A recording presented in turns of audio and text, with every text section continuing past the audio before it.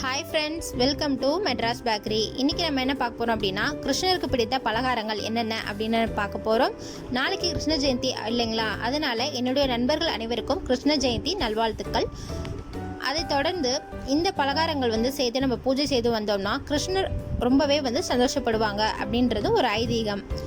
அடுத்ததாக இன்றைக்கி நம்ம என்ன பார்க்க போகிறோம் அப்படின்னா சீடை, அடுத்ததாக முறுக்கு, அதற்கு பிறகு தட்டை. இது மூணும் தாங்க இன்றைக்கி பார்க்க போகிறோம். ஸோ வாங்க வீடியோக்குள்ளே போகலாம். நம்ம எப்போதும் செய்கிற மாதிரி முறையில் செய்யாமல் வித்தியாசமான முறையில் செஞ்சுருக்கேன். ஸோ வாங்க எப்படி பண்ணலாம் இந்த பலகாரங்கள் அப்படின்றத பார்க்கலாம். ஃபஸ்ட் டைம் பார்க்குற நண்பர்களாக இருந்தால் மறக்காமல் நம்மளோட சேனலை சப்ஸ்கிரைப் பண்ணிக்கோங்க. இப்போ வாங்க வீடியோக்குள்ளே போகலாம். ஃபஸ்ட்டு பார்க்க போகிற ரெசிபி என்ன அப்படின்னு பார்த்தீங்கன்னா, சீடை செய்ய போகிறேன். அதுக்கு முன்னாடியே உளுந்தை நல்லா இந்த மாதிரி ட்ரை ரோஸ்ட் பண்ணி வச்சுக்கணும். இந்த மாதிரி பொன்னிறமாக இருந்தால் போதும். இதை நல்லா மிக்ஸி ஜாரில் அரைச்சி எடுத்துக்கலாம். அரைச்சிட்டு நல்லா 4லேருந்து 5 முறை நல்லா சளிச்சு எடுத்துக்கணும். அடுத்து ஒரு பேனில் ஒரு 2 கப் அளவுக்கு அரிசி மாவு சேர்த்துட்டு நல்லா வறுத்து எடுத்துக்கலாம். எடுத்துகிட்டு இது நம்ம தனியாக ஒரு பவுலில் ட்ரான்ஸ்ஃபர் பண்ணி வச்சிடலாம். அடுத்து அதே பேனில் 1/4 கப் அளவுக்கு தேங்காய் துருவல் ஆட் பண்ணிவிட்டு நல்லா இதையும் வறுத்து எடுத்து வச்சுக்கலாம். தேங்காய் துருவல் நல்லா வறுபடும் போது எண்ணெய் பசை இல்லாமல் நல்லா ட்ரை ரோஸ்ட்டாக வறுத்து எடுத்து வச்சுக்கணும். இப்போது ஒரு பவுலில் வறுத்த 2 கப் அரிசி மாவை சேர்த்துக்கலாம். சேர்த்துட்டு அது கூட 4 ஸ்பூன் அளவுக்கு நம்ம வறுத்து பொடியாக அரைச்சி வச்சுருக்கோம் இல்லைங்களா, அந்த உளுந்து 4 ஸ்பூன் ஆட் பண்ணிக்கலாம். ஆட் பண்ணிவிட்டு 1 ஸ்பூன் அளவுக்கு பெருங்காயத்தூள், அடுத்தது ஒரு 2 ஸ்பூன் அளவுக்கு எள்ளு, கருப்பு எள்ளு, இது நீங்கள் வெள்ளை எள்ளு கூட யூஸ் பண்ணிக்கலாம். அடுத்தது தேவையான அளவு சால்ட் ஆட் பண்ணிவிட்டு அதற்கு பிறகு 2 ஸ்பூன் அளவுக்கு நம்ம வறுத்து வச்சுருக்கிற தேங்காய் துருவல், அடுத்ததாக 2 ஸ்பூன் அளவுக்கு பட்டர், நீங்கள் நெய் கூட சேர்த்து கலந்து விட்டுக்கலாம். சேர்த்துட்டு இதை நல்லா இந்த மாதிரி நம்ம கலந்து எடுத்துக்கலாம். கலந்துட்டு இப்போ தேவையான அளவு தண்ணி ஊற்றி நம்ம மாவு பதத்துக்கு நம்ம பிசைஞ்சு எடுத்துக்கலாம். மாவு இப்போ செய்யும் போது சீடைக்கு மட்டும் எப்பவுமே சப்பாத்தி மாவு மாதிரி நம்ம அழுத்தி பிசைஞ்சிடக்கூடாது. நம்ம குலோப் ஜாமுன் மாவு ரெடி பண்ணுவோம் இல்லைங்களா, அந்த மாதிரி தான் லைட்டாக பிசற தான் எடுத்துக்கணும். இல்லாட்டி சீடை நம்ம பொரிக்கும் பொழுது அப்படியே வெடிக்க ஆரம்பிக்கும். அதனால தான் நான் இந்த மாதிரி மெத்தட் நீங்கள் ஃபாலோ பண்ணிங்க அப்படின்னா சீடை வெடிக்கவே வெடிக்காது. இந்த ரெசிபி நான் வீட்டில் செய்யும்போது சுத்தமாகவே எனக்கு சீடை வெடிக்கவே வெடிக்கலை. ஸோ ஷோராக நீங்கள் நான் 100% சொல்கிறேன், நீங்கள் ஷோராக இதை ஃபாலோ பண்ணலாம்.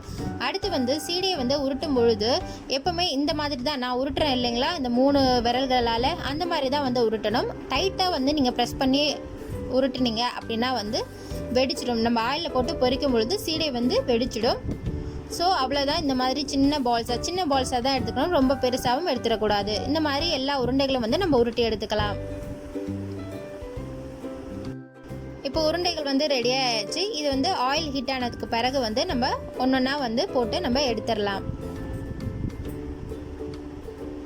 அவ்வளோதான், பாருங்கள் எப்படி பொங்கி வருது அப்படின்னு சொல்லி பாருங்கள். எப்போவுமே சீடை பொரிக்கும் பொழுது ஃபுல்லாக இந்த மாதிரி நல்லா பொரிச்சிட்டு நம்ம ஆயில் நம்ம முறுக்கு செய்வோம் இல்லைங்களா, அப்போதைக்கு ஃபுல்லாக அந்த பொங்கி வர்றது அடங்கிடும். அந்த மாதிரி இருக்கும்போது தான் நம்ம சீடையை எடுத்துடணும்.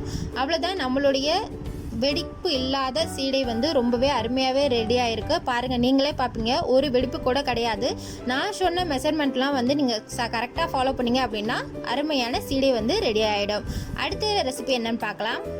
அடுத்தது பார்க்க போகிறது தட்டை. இது செய்கிறதுக்கு ஒரு 2 கைப்பிடி அளவுக்கு கடலைப்பருப்பை சேர்த்துட்டு ஒரு 10 நிமிஷம் போல் ஊற விட்டு இதை வடிகட்டி தனியாக நம்ம எடுத்து வச்சிடணும். அடுத்ததாக ஒரு 3 கப் அளவுக்கு பச்சரிசி மாவு சேர்த்துட்டு நல்லா இந்த வறுத்து நம்ம எடுத்து வச்சுக்கலாம் தனியாக.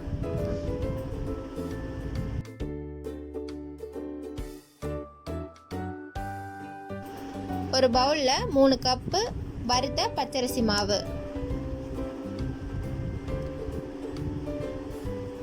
அதற்கு பிறகு ஒரு 4 ஸ்பூன் அளவுக்கு நம்ம பொட்டுக்கடலையை நல்லா வறுத்துட்டு அதை பொடி பண்ணி வச்சுருக்கோம், அந்த பொட்டுக்கடலை பொடி.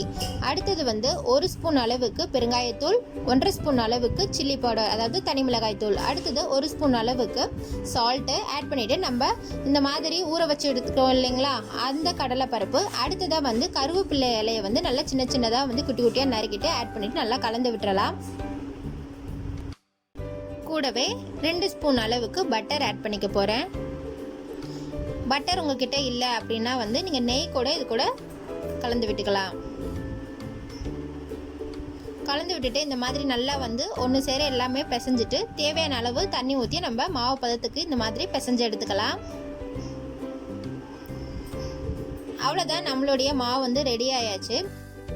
தட்டைகள் வந்து இந்த மாதிரி தட்டும் பொழுது நம்ம கைகளில் வச்சு தட்டணும் அப்படின்னா வந்து கைகளில் ஒட்டிக்கும், இல்லைனா வந்து மேடு பள்ளமாக இருக்கும். அதெல்லாம் நம்ம தவிர்க்கணும் அப்படின்னா இந்த மாதிரி பாலித்தீன் பேப்பரை வந்து நீங்கள் யூஸ் பண்ணிங்கன்னா வந்து நம்மளுக்கு கரெக்டாக வரும். இந்த மாதிரி ஒரு கிண்ணம் மாதிரி எடுத்துகிட்டு இந்த மாதிரி லைட்டாக வந்து ப்ரெஸ் பண்ணி எடுத்திங்கன்னா அப்படின்னா வந்து நம்மளுக்கு வந்து தட்டை ஷேப் வந்து சூப்பராகவே ரெடி ஆகிடும். வேலையும் வந்து சுலபமாகவே முடிஞ்சிடும். லைட்டாக ஒரு ப்ரெஸ் கொடுத்தீங்கன்னா மட்டும் போதும். ரொம்ப அழுத்தம் கொடுத்தீங்க அப்படின்னா வந்து அந்த கவரில் வந்து அப்படியே ஒட்டிக்கும். அவ்வளோதான், இந்த மாதிரி எடுத்துட்டோம் அப்படின்னா வந்து நம்மளுடைய ஷேப் வந்து கரெக்டாகவே வந்துடும். பாருங்கள் எவ்வளோ கரெக்டாக வந்திருக்கு அப்படின்னு. இதை வந்து இப்போ நம்ம வந்து ஆயிலில் வந்து பொரிச்சு எடுத்துடலாம்.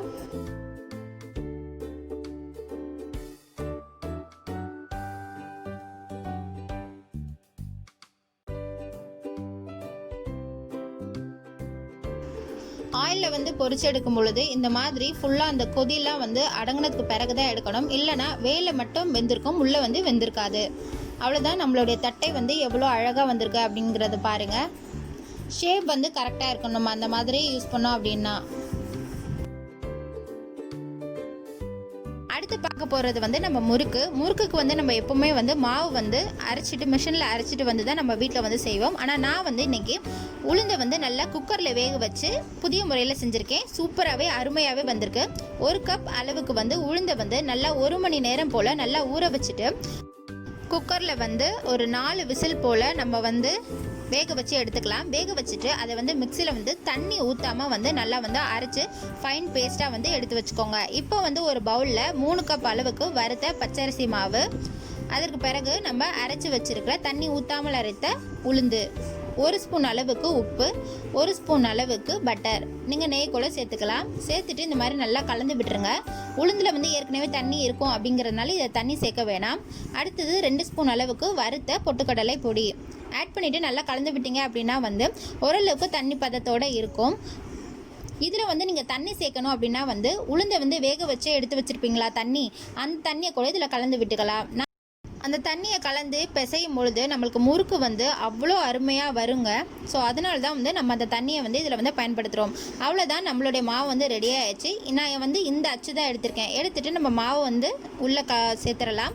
சேர்த்துட்டு நம்மளுக்கு வேணுங்கிற ஷேப்பில் வந்து நம்ம முறுக்கு வந்து சுற்றி எடுத்துக்கலாம். எடுத்துகிட்டு வந்து நம்ம ஆயிலில் போட்டு பொரிச்சு எடுத்துடலாம். அவ்வளோதான், நம்மளுடைய அருமையான முறுக்கு வந்து ரொம்பவே அருமையாகவே வந்திருக்கும். உடைச்சு பார்த்தீங்க அப்படின்னா வந்து ரொம்பவே மொறுமொறுப்பாக இருக்கும். இது வந்து புதிய முறையில் வந்து நான் சொல்லி கொடுத்துருக்கேன். ஸோ வீட்டில் மறக்காமல் வந்து ட்ரை பண்ணி பாருங்கள். ரொம்பவே பொறுப்பொறுப்புன்னாவே இருக்கும்.